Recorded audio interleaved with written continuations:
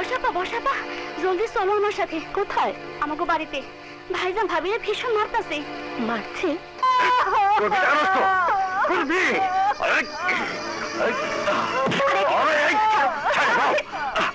আজও আমি মেরে ফেলাবো না, আমি ওকে বাঁচতে দেবো না।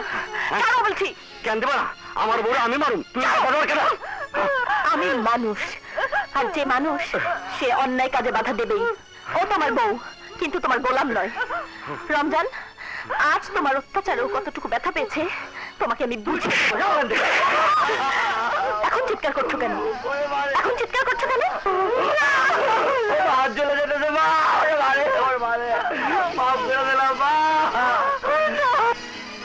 তোমার বউয়ের হাতটাও পড়ে গেছে, তোমার বউয়ের হাতটাও জ্বলে যাচ্ছে। আর কষ্ট দিয়েন না।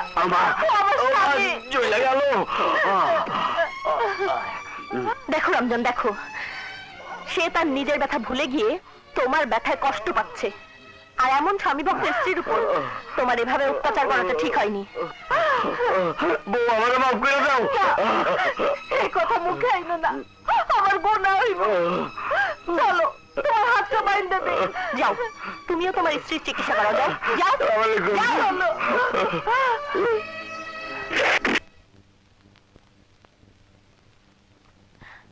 তুমি এখানে?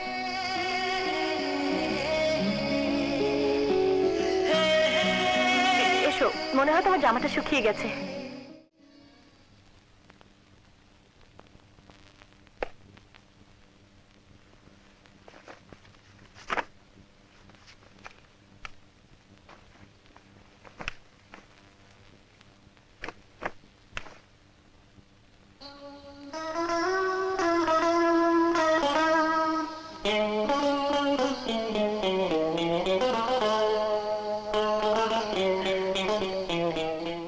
কি দেখছো অমন করে? তোমাকে দেখছি। আমাকে? কেন? তোমার মতো মেয়ে যদি সব ঘরে ঘরে থাকতো, তবে বাংলার প্রতিটি ঘর থেকে দুঃখ, কষ্ট, অত্যাচারের অবসান হতো। বাহ, তুমি তো ভালো ভাষণ দাও। রাজনীতি করবে নাকি? না মা, বর্ষা।